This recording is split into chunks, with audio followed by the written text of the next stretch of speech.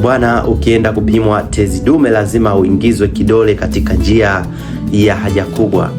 Hapana, si hivyo, na ni unaweza kusema ni uvumi tu. Naomba tuwekane sawa kidogo. Tatizo la tezi dume, kuvimba kwa tezi dume, kitaalamu tunaita benign prostatic hypertrophy, ambayo ni BPH kwa ufupisho huo. Ni tatizo ambalo linatokana na kuvimba kwa tezi dume, na inapovimba kwa sababu tezi dume imezunguka mrija wa mkojo, inasababisha matatizo ya utokaji wa mkojo. Tatizo hilo lina namna mbalimbali za kufanya uchunguzi ambazo nitakujulisha ili uweze kuondokana na huo uvumi ambao upo. Katika njia mojawapo ni pamoja na kipimo cha damu ambacho kinaangalia aina fulani ya hormone ambayo inaitwa testosterone na dihydrotestosterone DHT. Hormone hizi ambazo ndizo zinaonesha ukubwa wa tatizo hilo. Lakini pia kuna kipimo cha ultrasound ya kibofu pamoja na tezi dume, nayo pia ikifanyika inaonesha moja kwa moja ukubwa wa tatizo hilo. Na pia kipo kipimo cha mkojo ambacho hufanyika kwa kuangalia vitu mbalimbali, lakini pia kuna kipimo cha post-void urine ambayo ipo katika kibofu. Pia kitaalamu inaweza kujulisha ukubwa wa tatizo.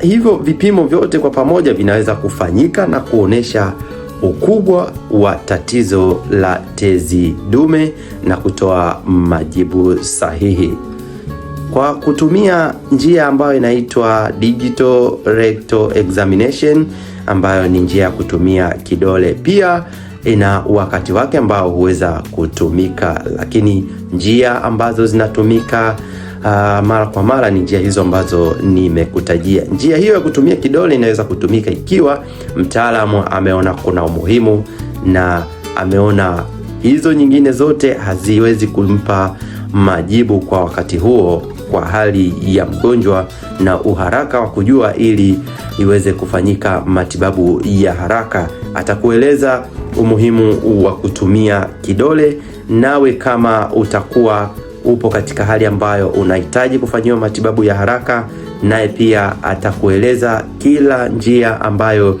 angeweza kutumia na akafika kwenye njia hiyo, basi ni vyema na utaelewa na utatoa ushirikiano ili uweze kupata matibabu ya haraka. Baada ya kujulisha hayo, pia nipende kukupa elimu kidogo juu ya tezi dume, ugonjwa wa kuongezeka ukubwa wa tezi dume, BPH, benign prostatic hypertrophy. Kabla sijakushushia elimu hii nzima tuweze kuijua, ni kuombe swala moja tu, uweze kusubscribe channel yetu. Gusa neno subscribe chini, kisha weka alama ya kengele kwa ajili ya kupata elimu kama hizi zinapotoka kwa wakati. Tezi dume kama inavyojitambulisha yenyewe ni ugonjwa ambao unahusiana na tezi dume. Tezi dume ni nini? Ni moja katika tezi ambayo inapatikana kwa mwanaume tu. Tezi hiyo ipo katika mfumo wa uzazi wa mwanaume ambao pia inaunganika pamoja katika mfumo wa mkojo wa mwanaume. Kwa sababu gani? Tezi hiyo inauzunguka mrija wa mkojo. Kama unavyojua, kwa mwanaume mrija wa mkojo ndio huo pia unatumika katika matumizi ya kimfumo wa uzazi, ambao pia ndio hupitishia mbegu za kiume ama manii kutoka katika tezi za uzazi. Hivyo ugonjwa huu unatokeaje?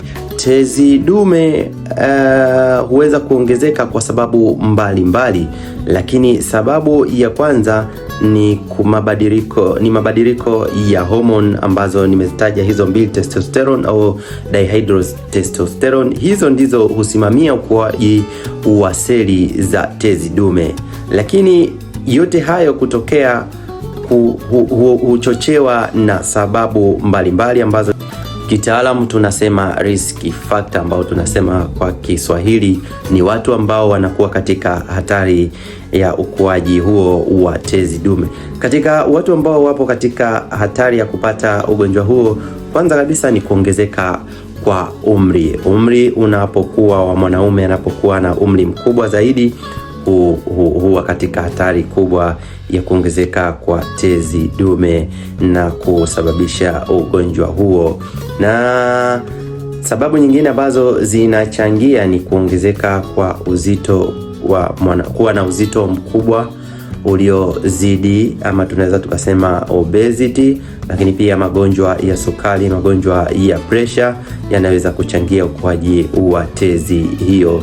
Lakini pia kuto kufanya mazoezi ama kufanya kazi ambazo unakaa muda mrefu bila kujishughulisha inasababisha unakuwa inaweza kuongeza homoni na ukawa na tatizo hilo la tezi dume kuongezeka ukubwa. Lakini pia wale ambao katika familia zao kuna historia za kuwepo kwa ugonjwa huo wapo katika hatari ya kupata ugonjwa huo, yani kama baba, kaka au mdogo wako, yani familia ya uzao mmoja, unaweza kuwa nawe katika hatari ya ugonjwa huo. Baada ya hayo yote tunaweza kukushirikishana pia kuzijua dalili za ugonjwa huo wa tezi dume.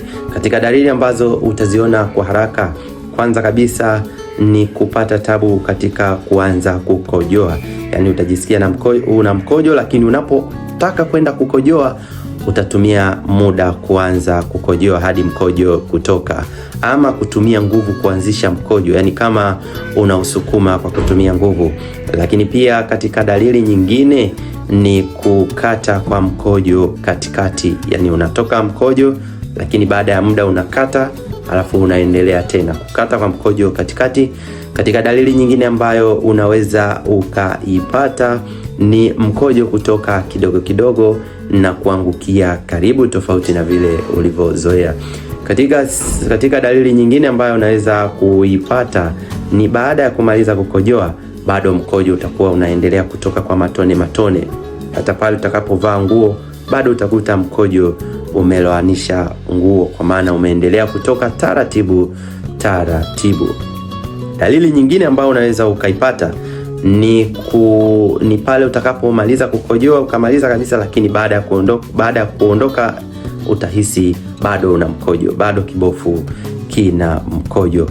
Na dalili ambayo ni dalili za mwisho sana ambayo itaonesha ukubwa wa tatizo ni pale ambapo mkojo utagoma kutoka kabisa, kwa maana utashindwa kukojoa. Hiyo ni emergency na inahitaji matibabu ya haraka. Unapoipata hiyo, ni jema ufike kwa watoa huduma wa afya upate huduma kwa haraka sana.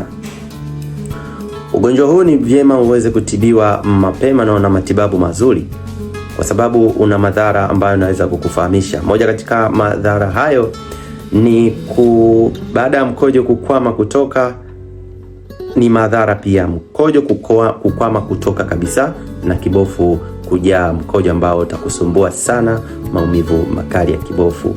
Katika madhara mengine ni kutengenezeka kwa mawe katika kibofu, lakini pia kuharibika kwa figo, kwani mkojo unapokwama kutoka na ukajaa kwenye kibofu, pia kwenye figo kunapata madhara na utapata changamoto hiyo. Lakini pia kukojoa mkojo wenye damu. Baada ya kupata hayo maumivu yote, mkojo huo unaweza kuumiza katika maeneo ya kibofu na ukapata mkojo wenye damu.